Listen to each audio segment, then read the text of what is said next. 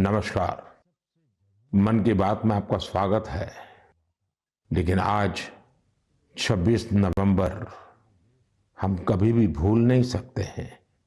आज के ही दिन देश पर सबसे जघन्य आतंकी हमला हुआ था। आतंकियों ने मुंबई को, पूरे देश को थर्रा कर रख दिया था। लेकिन ये भारत का सामर्थ्य है कि हम उस हमले से उबरे और अब पूरे हौसले के साथ आतंक को कुचल भी रहे हैं। मुंबई हमले में अपना जीवन गंवाने वाले सभी लोगों को मैं श्रद्धांजलि देता हूं। इस हमले में हमारे जो जांबाज वीरगति को प्राप्त हुए, देश आज उन्हें याद कर रहा है। मेरे परिवारजनों, 26 नवंबर का आज का ये दिन एक और वजह से भी अत्यंत महत्वपूर्ण है। 1949 में आज ही के दिन संविधान सभा ने भारत के संविधान को अंगीकार किया था। मुझे याद है, जब साल 2015 में हम बाबा साहब आम्बेडकर की 125वीं जन्म जयंती मना रहे थे, उसी समय ये विचार आया था कि 26 नवंबर को संविधान दिवस के तौर पर मनाया जाए। और तब से हर साल आज के इस दिन को हम संविधान दिवस के रूप में मनाते आ रहे हैं। मैं सभी देशवासियों को संविधान दिवस की बहुत बहुत शुभकामनाएं देता हूं और हम सब मिल करके नागरिकों के कर्तव्य को प्राथमिकता देते हुए विकसित भारत के संकल्प को जरूर पूरा करेंगे। साथियों, हम सभी जानते हैं कि संविधान के निर्माण में 2 वर्ष 11 महीने 18 दिन का समय लगा था। श्री सच्चिदानंद सिन्हा जी संविधान सभा के सबसे बुजुर्ग सदस्य थे। 60 से ज्यादा देशों के संविधान का अध्ययन और लंबी चर्चा के बाद हमारे संविधान का ड्राफ्ट तैयार हुआ था। ड्राफ्ट तैयार होने के बाद उसे अंतिम रूप देने से पहले उसमें 2000 से अधिक संशोधन फिर किए गए थे। 1950 में संविधान लागू होने के बाद भी अब तक कुल 106 बार संविधान संशोधन किया जा चुका है।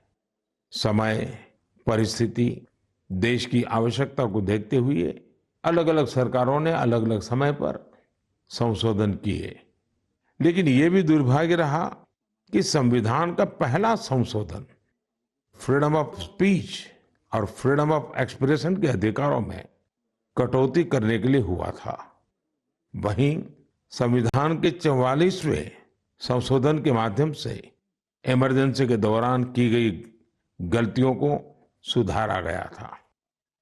साथियों, ये भी बहुत प्रेरक है कि संविधान सभा के कुछ सदस्य मनोनीत किए गए थे, जिनमें से 15 महिलाएं थी। ऐसी एक सदस्य हंसा मेहता जी ने महिलाओं के अधिकार और न्याय की आवाज बुलंद की थी। उस दौर में भारत उन कुछ देशों में था जहां महिलाओं को संविधान से वोटिंग का अधिकार दिया। राष्ट्र निर्माण में जब सबका साथ होता है, तभी सबका विकास भी हो पाता है। मुझे संतोष है कि संविधान निर्माताओं के उसी दूरदृष्टि का पालन करते हुए अब भारत के संसद ने नारी शक्ति वंदन अधिनियम को पास किया है। नारी शक्ति वंदन अधिनियम हमारे लोकतंत्र की संकल्प शक्ति का उदाहरण है। ये विकसित भारत के हमारे संकल्प को गति देने के लिए भी उतना ही सहायक होगा। मेरे परिवारजनों, राष्ट्र निर्माण की कमान जब जनता जनार्दन संभाल लेती है, तो दुनिया की कोई भी ताकत उस देश को आगे बढ़ने से नहीं रोक पाती। आज भारत में भी स्पष्ट दिख रहा है कि कई परिवर्तनों का नेतृत्व देश की 140 करोड़ जनता ही कर रही है। इसका एक प्रत्यक्ष उदाहरण हमने त्योहारों के इस समय में देखा है। पिछले महीने मन की बात में मैंने वोकल फॉर लोकल यानी स्थानीय उत्पादों को खरीदने पर जोर दिया था। बीते कुछ दिनों के भीतर ही दिवाली, भैया दूज और छठ पर देश में 4 लाख करोड़ से ज्यादा का कारोबार हुआ है। और इस दौरान भारत में बने उत्पादों को खरीदने का जबरदस्त उत्साह लोगों में देखा गया। अब तो घर के बच्चे भी दुकान पर कुछ खरीदते समय ये देखने लगे हैं कि उसमें मेड इन इंडिया लिखा है या नहीं लिखा है। इतना ही नहीं, ऑनलाइन सामान खरीदते समय अब लोग कंट्री ऑफ ओरिजिन इसे भी देखना नहीं भूलते हैं। साथियों, जैसे स्वच्छ भारत अभियान की सफलता ही उसकी प्रेरणा बन रही है, वैसे ही वोकल फॉर लोकल की सफलता विकसित भारत, समृद्ध भारत के द्वार खोल रही है। वोकल फॉर लोकल का ये अभियान पूरे देश की अर्थव्यवस्था को मजबूती देता है। वोकल फॉर लोकल अभियान रोजगार की गारंटी है, ये विकास की गारंटी है, ये देश के संतुलित विकास की गारंटी है। इससे शहरी और ग्रामीण दोनों को समान अवसर मिलते हैं। इससे स्थानीय उत्पादों में वैल्यू एडिशन का भी मार्ग बनता है। और अगर कभी वैश्विक अर्थव्यवस्था में उतार चढ़ाव आता है तो वोकल फॉर लोकल का मंत्र हमारी अर्थव्यवस्था को संरक्षित भी करता है। साथियों, भारतीय उत्पादों के प्रति ये भावना केवल त्योहारों तक सीमित नहीं रहनी चाहिए। अभी शादियों का मौसम भी शुरू हो चुका है। कुछ व्यापार संगठनों का अनुमान है कि शादियों के इस सीजन में करीब 5 लाख करोड़ रुपए का कारोबार हो सकता है। शादियों से जुड़ी खरीदारी में भी आप सभी भारत में बने उत्पादों को ही महत्व दें। और हाँ, जब शादी की बात निकली है तो एक बात मुझे लंबे अरसे से कभी कभी बहुत पीड़ा देती है। और मेरे मन की पीड़ा मैं मेरे परिवारजनों को नहीं कहूंगा तो किसको कहूंगा। आप सोचिए, इन दिनों ये जो कुछ परिवारों में विदेशों में जाकर के शादी करने का जो एक नया ही वातावरण बनता जा रहा है, क्या ये जरूरी है क्या? भारत की मिट्टी में, भारत के लोगों के बीच अगर हम शादी ब्याह मनाएं तो देश का पैसा देश में रहेगा। देश के लोगों को आपकी शादी में कुछ न कुछ सेवा करने का अवसर मिलेगा। छोटे छोटे गरीब लोग भी अपने बच्चों को आपकी शादी की बातें बताएंगे। क्या आप वोकल फॉर लोकल के इस मिशन को विस्तार दे सकते हैं?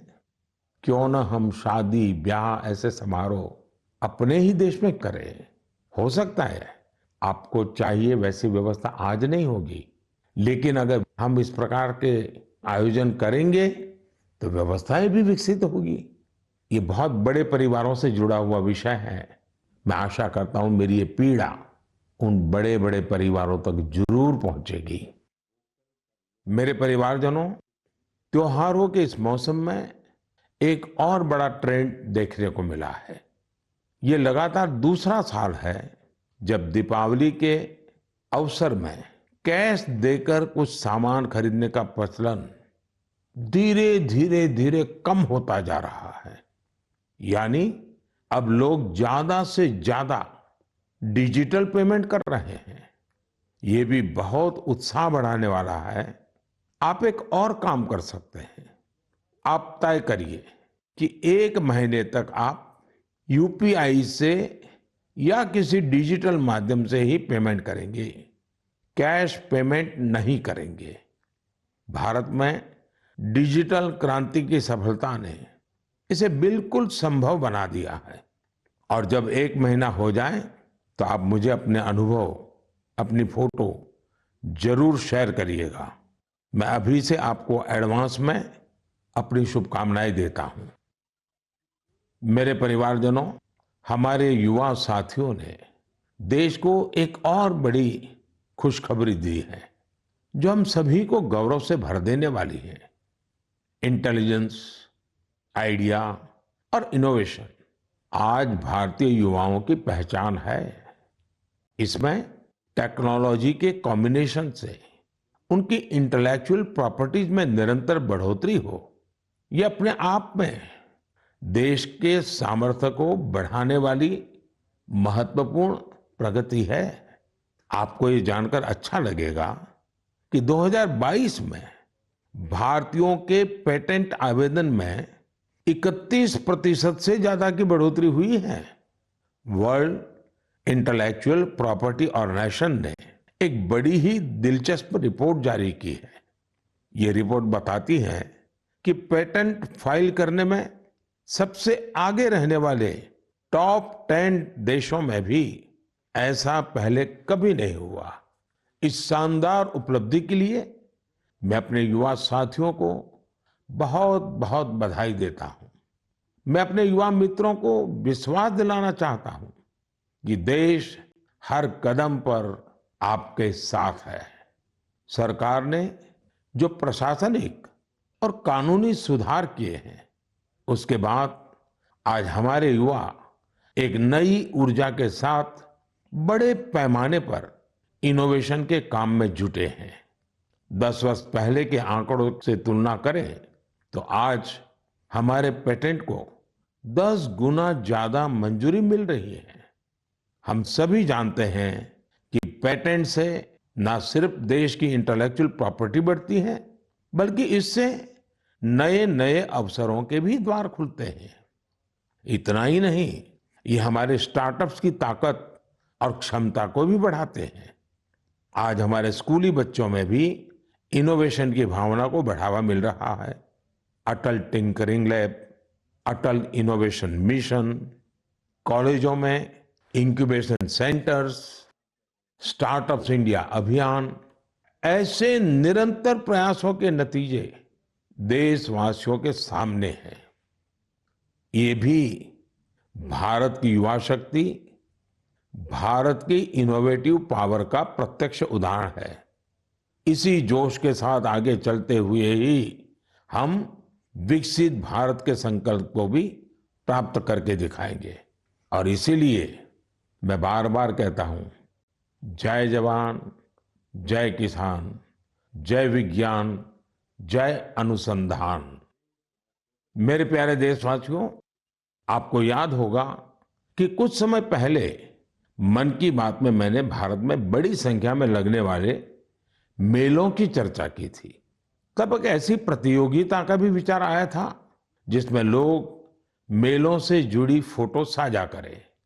संस्कृति मंत्रालय ने इसी को लेकर मेला मोमेंट्स कॉन्टेस्ट का आयोजन किया था। आपको ये जानकर अच्छा लगेगा कि इसमें हजारों लोगों ने हिस्सा लिया और बहुत लोगों ने पुरस्कार भी जीते।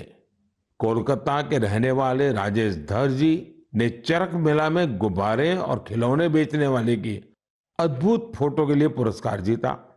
ये मेला ग्रामीण बंगाल में काफी लोकप्रिय है। वाराणसी की होली को शोकेस करने के लिए अनुपम सिंह जी को मेला पोर्ट्रेट्स का पुरस्कार मिला।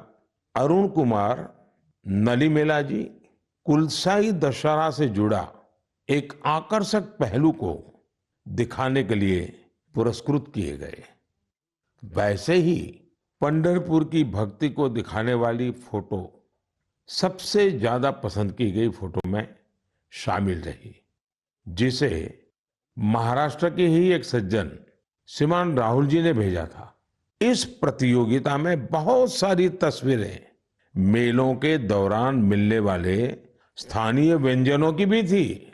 इसमें पुरुलिया के रहने वाले आलोक अविनाश जी की तस्वीर ने पुरस्कार जीता। उन्होंने एक मेले के दौरान बंगाल के ग्रामीण क्षेत्र के खान पान को दिखाया था। प्रणब बसाक जी की वो तस्वीर भी पुरस्कृत हुई जिसमें भगोरिया महोत्सव के दौरान महिलाएं कुल्फी का आनंद ले रही हैं। रूमेला जी ने छत्तीसगढ़ के जगदलपुर में एक गांव के मेले में भजिया का स्वाद लेती महिलाओं की फोटो भेजी थी। इसे भी पुरस्कृत किया गया। साथियों, मन की बात के माध्यम से आज हर गांव, हर स्कूल, हर पंचायत को ये आग्रह है कि निरंतर इस तरह की प्रतियोगिताओं का आयोजन करें। आजकल तो सोशल मीडिया की इतनी ताकत है, टेक्नोलॉजी और मोबाइल घर घर पहुंचे हुए हैं। आपके लोकल पर्व हो या प्रोडक्ट, उन्हें आप ऐसा करके भी ग्लोबल बना सकते हैं। साथियों, गांव-गांव में लगने वाले मेलों की तरह ही हमारे यहाँ विभिन्न नृत्यों की भी अपनी ही विरासत है। झारखंड, उड़ीसा और बंगाल के जनजातीय इलाकों में एक बहुत प्रसिद्ध नृत्य है जिसे छऊ के नाम से बुलाते हैं। 15 से 17 नवंबर तक एक भारत श्रेष्ठ भारत की भावना के साथ श्रीनगर में छऊ पर्व का आयोजन किया गया। इस कार्यक्रम में सबने छऊ नृत्य का आनंद उठाया। श्रीनगर के नौजवानों को छऊ नृत्य की ट्रेनिंग देने के लिए एक वर्कशॉप का भी आयोजन हुआ। इसी प्रकार कुछ सप्ताह पहले ही कठुआ जिले में बसोहली उत्सव आयोजित किया गया। ये जगह जम्मू से 150 किलोमीटर दूर है। इस उत्सव में स्थानीय कला, लोक नृत्य और पारंपरिक रामलीला का आयोजन हुआ। साथियों, भारतीय संस्कृति की सुंदरता को सऊदी अरब में भी महसूस किया गया। इसी महीने सऊदी अरब में संस्कृत उत्सव नाम का एक आयोजन हुआ। यह अपने आप में बहुत अनूठा था, क्योंकि ये पूरा कार्यक्रम ही संस्कृत में था। संवाद, संगीत, नृत्य, सब कुछ संस्कृत में। इसमें वहां के स्थानीय लोगों की भागीदारी भी देखी गई। मेरे परिवारजनों, स्वच्छ भारत अब तो पूरे देश का प्रिय विषय बन गया है। मेरा तो प्रिय विषय है ही है, और जैसे ही मुझे इससे जुड़ी कोई खबर मिलती है, मेरा मन उस तरफ चला ही जाता है। और स्वाभाविक है, फिर तो उसको मन की बात में जगह मिल ही जाती है। स्वच्छ भारत अभियान ने साफ सफाई और सार्वजनिक स्वच्छता को लेकर लोगों की सोच बदल दी है। ये पहल आज राष्ट्रीय भावना का प्रतीक बन चुकी है, जिसने करोड़ों देशवासियों के जीवन को बेहतर बनाया है। इस अभियान ने अलग अलग क्षेत्र के लोगों, विशेषकर युवाओं को सामूहिक भागीदारी के लिए भी प्रेरित किया है। ऐसा ही एक सराहनीय प्रयास सूरत में देखने को मिला है। युवाओं की एक टीम ने यहाँ प्रोजेक्ट सूरत, इसकी शुरुआत की है। इसका लक्ष्य सूरत को एक ऐसा मॉडल शहर बनाना है जो सफाई और सस्टेनेबल डेवलपमेंट की बेहतरीन मिसाल बने। सफाई संडे के नाम से शुरू हुए इस प्रयास के तहत सूरत के युवा पहले सार्वजनिक जगहों और डुमस बीच की सफाई करते थे। बाद में ये लोग तापी नदी के किनारों की सफाई में भी जी जान से जुट गए। और आपको जानकर के खुशी होगी, देखते ही देखते इससे जुड़े लोगों की संख्या 50,000 से ज्यादा हो गई है। लोगों से मिले समर्थन से टीम का आत्मविश्वास बढ़ा, जिसके बाद उन्होंने कचरा इकट्ठा करने का काम भी शुरू किया। आपको जानकर हैरानी होगी कि इस टीम ने लाखों किलो कचरा हटाया है। जमीनी स्तर पर किए गए ऐसे प्रयास बहुत बड़े बदलाव लाने वाले होते हैं। साथियों, गुजरात से ही एक और जानकारी आई है। कुछ सप्ताह पहले वहां अंबाजी में भादरवी पूनम मेले का आयोजन किया गया था। इस मेले में 50 लाख से ज्यादा लोग आए। ये मेला प्रतिवर्ष होता है। इसकी सबसे खास बात ये रही कि मेले में आए लोगों ने गब्बर हिल के एक बड़े हिस्से में सफाई अभियान चलाया। मंदिरों के आसपास के पूरे क्षेत्र को स्वच्छ रखने का यह अभियान बहुत प्रेरणादायी है। साथियों, मैं हमेशा कहता हूं कि स्वच्छता कोई एक दिन या एक सप्ताह का अभियान नहीं है, बल्कि ये तो जीवन में उतारने वाला काम है।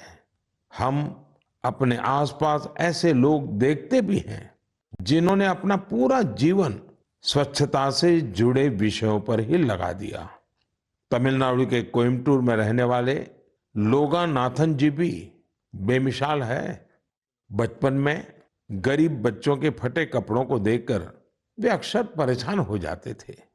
इसके बाद उन्होंने ऐसे बच्चों की मदद का प्रण लिया और अपनी कमाई का एक हिस्सा इन्हें दान देना शुरू कर दिया। जब पैसे की कमी पड़ी तो लोगानाथन जी ने टॉयलेट तक साफ किए ताकि जरूरतमंद बच्चों की मदद हो सके। वे पिछले 25 सालों से पूरी तरह समर्पित भाव से अपने इस काम में जुटे हैं और अब तक 1500 से अधिक बच्चों की मदद कर चुके हैं। मैं एक बार फिर ऐसे प्रयासों की सराहना करता हूं। देश भर में हो रहे इस तरह के अनेकों प्रयास न सिर्फ हमें प्रेरणा देते हैं बल्कि कुछ नया कर गुजरने की इच्छा शक्ति भी जगाते हैं। मेरे परिवारजनों, 21वीं सदी की बहुत बड़ी चुनौतियों में से एक है जल सुरक्षा। जल का संरक्षण करना जीवन को बचाने से कम नहीं है। जब हम सामूहिकता की इस भावना से कोई काम करते हैं तो सफलता भी मिलती है। इसका एक उदाहरण देश के हर जिले में बन रहे अमृत सरोवर भी है। अमृत महोत्सव के दौरान भारत ने जो 65,000 से ज्यादा अमृत सरोवर बनाए हैं वो आने वाली पीढ़ियों को लाभ देंगे। अब हमारा ये भी दायित्व है कि जहां जहां अमृत सरोवर बने हैं उनकी निरंतर देखभाल हो, वो जल संरक्षण के प्रमुख स्रोत बने रहें। साथियों, जल संरक्षण की ऐसी ही चर्चाओं के बीच मुझे गुजरात के अमरेली में हुए जल उत्सव का भी पता चला। गुजरात में 12 मास बहने वाली नदियों का भी अभाव है, इसलिए लोगों को ज्यादातर बारिश के पानी पर ही निर्भर रहना पड़ता है। पिछले 20-25 साल में सरकार और सामाजिक संगठनों के प्रयास के बाद वहां की स्थिति में बदलाव जरूर आया है और इसलिए वहां जल उत्सव की बड़ी भूमिका है। अमरेली में हुए जल उत्सव के दौरान जल संरक्षण और झीलों के संरक्षण को लेकर लोगों में जागरूकता बढ़ाई गई। इसमें वाटर स्पोर्ट्स को भी बढ़ावा दिया गया। वाटर सिक्योरिटी के जानकारों के साथ मंथन भी किया गया। कार्यक्रम में शामिल लोगों को तिरंगे वाला वाटर फाउंटेन बहुत पसंद आया।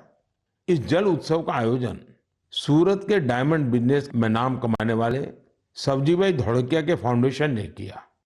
मैं इसमें शामिल प्रत्येक व्यक्ति को बधाई देता हूं।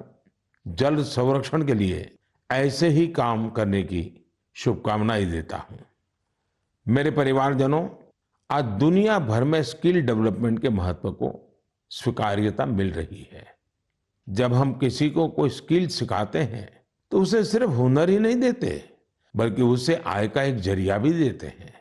और जब मुझे पता चला कि एक संस्था पिछले 4 दशक से स्किल डेवलपमेंट के काम में जुटी है तो मुझे और भी अच्छा लगा।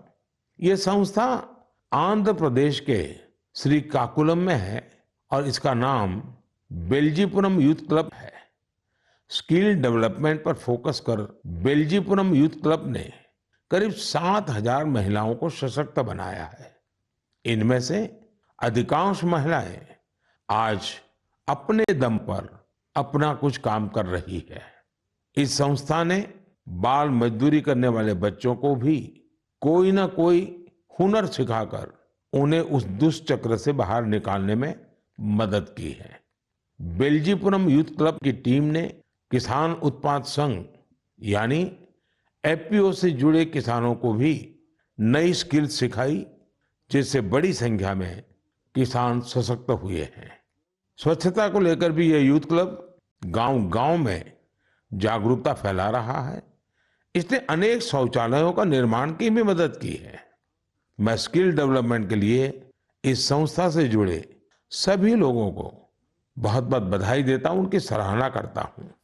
आज देश के गांव-गांव में स्किल डेवलपमेंट के लिए ऐसे ही सामूहिक प्रयासों की आवश्यकता है। साथियों, जब किसी एक लक्ष्य के लिए सामूहिक प्रयास होता है तो सफलता की ऊंचाई भी और ज्यादा हो जाती है। मैं आप सभी से लद्दाख का एक प्रेरक उदाहरण साझा करना चाहता हूं। आपने पश्मीना शॉल के बारे में तो जरूर सुना होगा। पिछले कुछ समय से लद्दाखी पश्मीना की भी बहुत चर्चा हो रही है। लद्दाखी पश्मीना लुम्स ऑफ लद्दाख के नाम से दुनिया भर के बाजारों में पहुंच रहा है। आप ये जानकर हैरान रह जाएंगे कि इसे तैयार करने में 15 गांवों की 450 से अधिक महिलाएं शामिल हैं। पहले वे अपने उत्पाद वहां आने वाले पर्यटकों को ही बेचती थी, लेकिन अब डिजिटल भारत के इस दौर में उनकी बनाई चीजें देश दुनिया के अलग अलग बाजारों में पहुंचने लगी हैं। यानी हमारा लोकल अब ग्लोबल हो रहा है और इससे इन महिलाओं की कमाई भी बढ़ी है।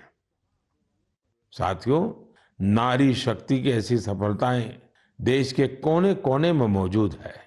जरूरत ऐसी बातों को ज्यादा से ज्यादा सामने लाने की है और ये बताने के लिए मन की बात से बेहतर और क्या होगा।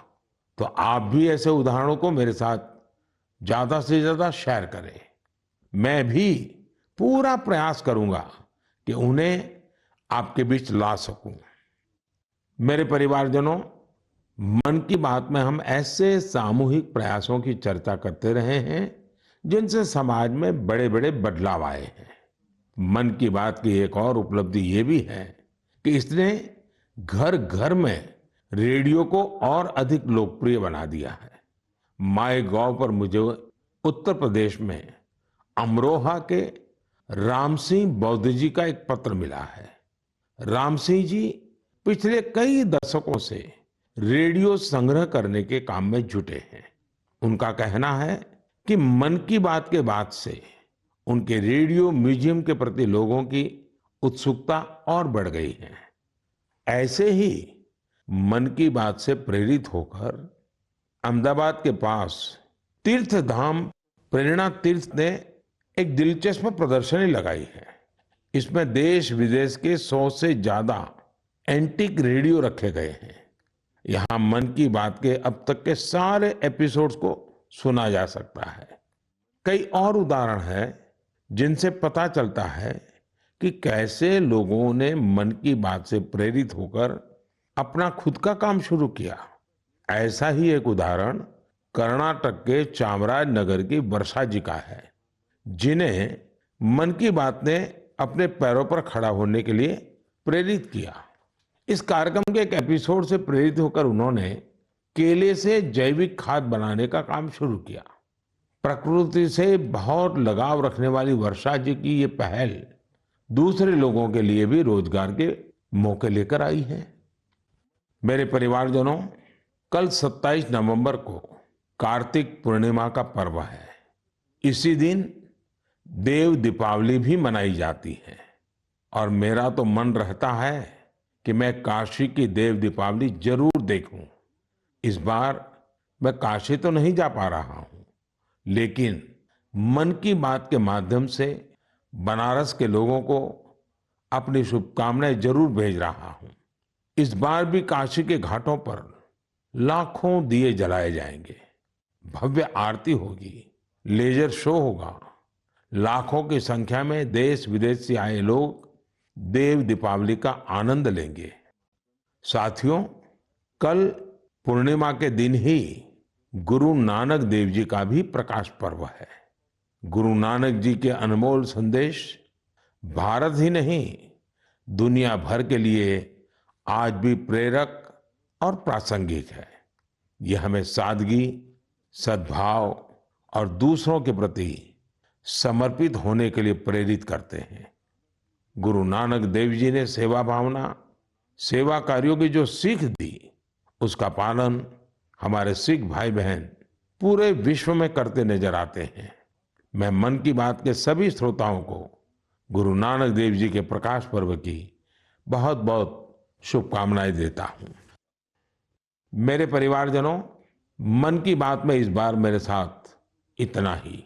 देखते ही देखते 2023 समाप्ति की तरफ बढ़ रहा है और हर बार की तरह हम आप ये भी सोच रहे हैं कि अरे, इतनी जल्दी ये साल बीत गया। लेकिन ये भी सच है कि ये साल भारत के लिए असीम उपलब्धियों वाला साल रहा है और भारत की उपलब्धियां हर भारतीय की उपलब्धि है। मुझे खुशी है कि मन की बात भारतीयों की ऐसी उपलब्धियों को सामने लाने का एक सशक्त माध्यम बना है। अगली बार देशवासियों की ढेर सारी सफलताओं पर फिर आपसे बात होगी। तब तक के लिए मुझे विदा दीजिए। बहुत बहुत धन्यवाद। नमस्कार।